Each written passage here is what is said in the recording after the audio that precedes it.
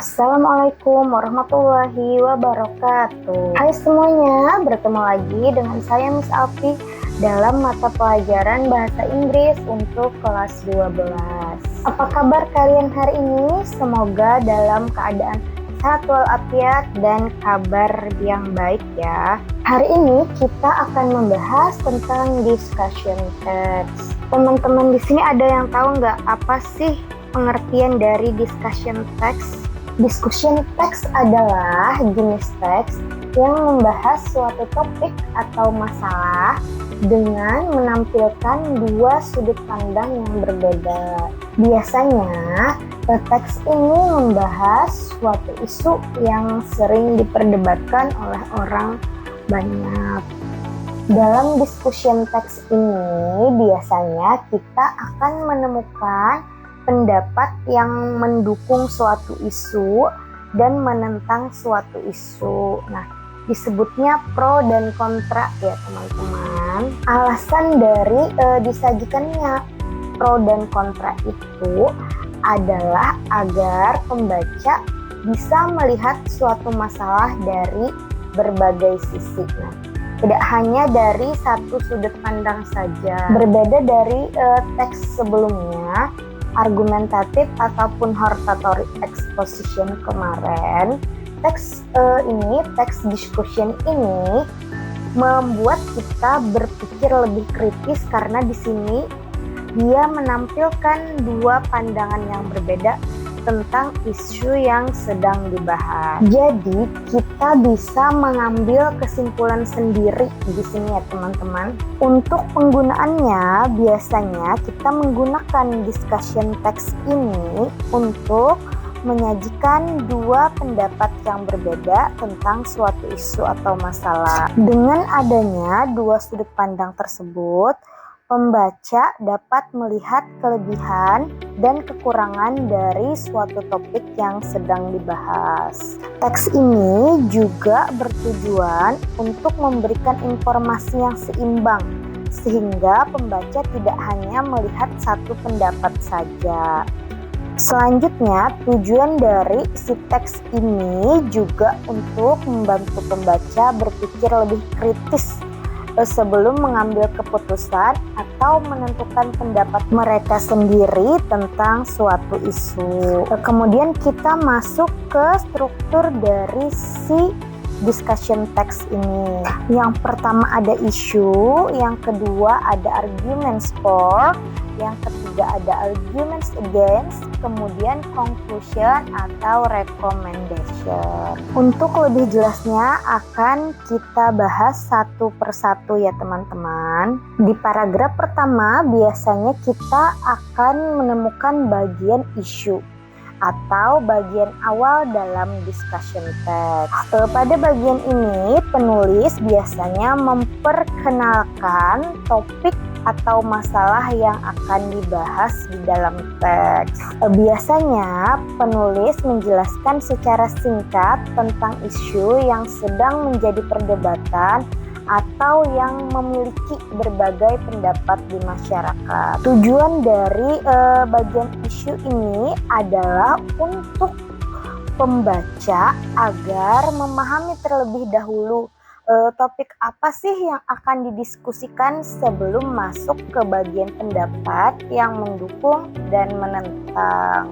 Selanjutnya ada arguments for atau bagian yang berisi pendapat yang mendukung suatu isu atau topik yang sedang dibahas. Pada bagian ini biasanya si penulis menjelaskan alasan mengapa suatu hal dianggap baik atau memberikan manfaat. Biasanya si penulis juga memberikan contoh agar pendapat tersebut lebih jelas dan mudah dipahami. Misalnya pada contoh penggunaan smartphone di sekolah. Salah satu pendapat menyatakan bahwa si smartphone ini menolong siswa untuk menemukan informasi dengan cepat. Contoh berikutnya mengatakan bahwa komunikasi mereka jadi lebih mudah dengan adanya si smartphone. Pendapat selanjutnya mereka mengatakan bahwa smartphone ini bisa mensupport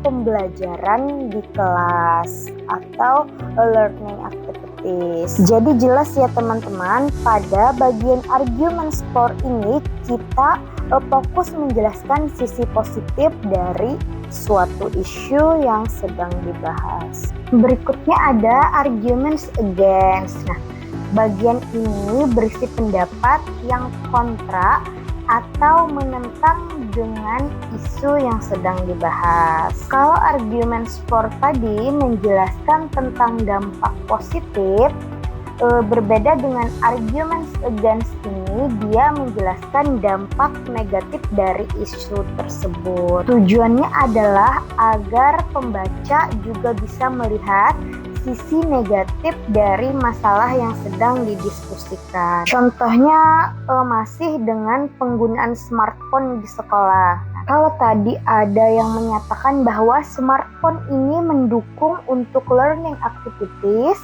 di sini ada juga yang berpendapat bahwa smartphone dapat mengganggu konsentrasi siswa saat belajar. Pendapat lain juga mengatakan bahwa siswa mungkin menggunakan smartphone untuk bermain game atau membuka media sosial saat pelajaran berlangsung. Jadi, pada bagian arguments against ini kita membahas mengapa sih suatu isu itu tidak selalu berdampak positif. Bagian terakhir biasanya adalah conclusion atau recommendation. Sebagai kesimpulan, di bagian ini biasanya menyimpulkan atau menegaskan kembali kedua sudut pandang yang berbeda tadi. Nah, dengan adanya dua pendapat yang berbeda tersebut, si pembaca dapat memahami suatu masalah dari berbagai sisi. Kemudian kita juga diminta untuk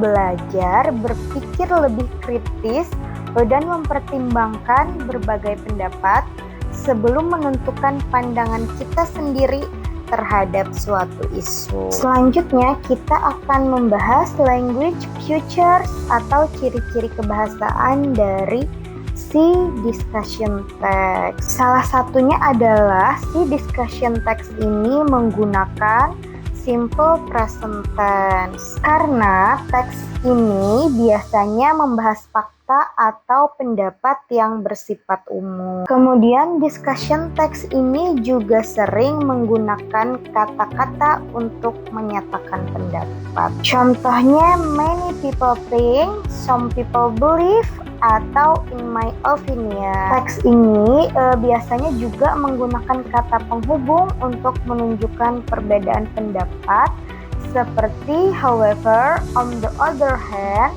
atau in contrast. Nah, untuk lebih jelasnya tentang simple present tense dan kata-kata penghubung, kalian boleh cek video sebelumnya di pembelajaran bahasa Inggris. Sudah ada saya bahas secara rinci tentang simple present tense dan kata-kata penghubung. Fungsi kata-kata penghubung tadi adalah untuk membantu kita membedakan antara pendapat yang pro atau mendukung dan yang kontra atau menentang. Discussion text ini biasanya membahas berbagai macam topik yang sering diperdebatkan oleh banyak orang.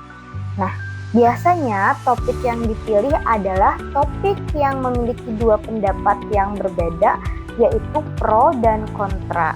Nah, berikut contoh topik yang sering digunakan dalam discussion text. Nah, contohnya online learning versus offline learning, social media for teenager, school uniform, homework for student, mobile phone at school. Sekarang kita lihat contoh dari discussion text yang berjudul Carbon Footprints.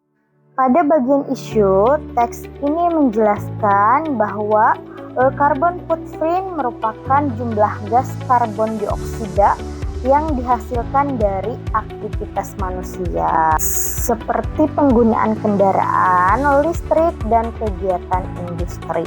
Nah, masalah ini menjadi penting karena berkaitan dengan perubahan iklim dan kerusakan lingkungan. Pada bagian selanjutnya dijelaskan alasan mengapa kita perlu mengurangi carbon footprint. Misalnya, dengan mengurangi emisi karbon, kita dapat membantu mengurangi pemanasan global, menjaga lingkungan tetap bersih, dan menciptakan udara yang lebih sehat untuk manusia. Nah, bagian ini adalah argumen skor ya teman-teman, karena di sini dia mendukung untuk mengurangi carbon footprint tadi. Selanjutnya kita masuk ke bagian arguments against atau yang kontra. Dijelaskan di sini bahwa mengurangi carbon footprint tidak selalu mudah. Banyak aktivitas sehari-hari masih bergantung pada bahan bakar dan listrik.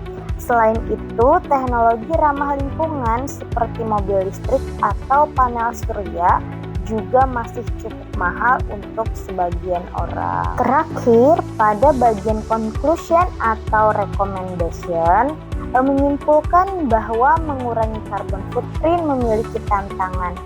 Kita bisa melakukan langkah-langkah kecil seperti menghemat energi, menggunakan transportasi umum, dan mengurangi limbah untuk membantu menjaga lingkungan. Di bagian conclusion ini, teman-teman diminta untuk bisa berpikir kritis apakah perlu atau tidak perlu untuk pengurangan carbon footprint tersebut. Sampai di sini apakah ada yang mau ditanyakan tentang materi kita tadi? Nah, kalau ada boleh kalian komen di kolom komentar, pertanyaannya akan saya bahas di minggu depan. Untuk minggu ini kita tidak ada tugas dulu, tugasnya akan saya lanjut di minggu depan. Nah, sampai di sini dulu pertemuan kita untuk minggu ini. Mohon maaf jika ada salah-salah kata. Wassalamualaikum warahmatullahi wabarakatuh. Bye-bye.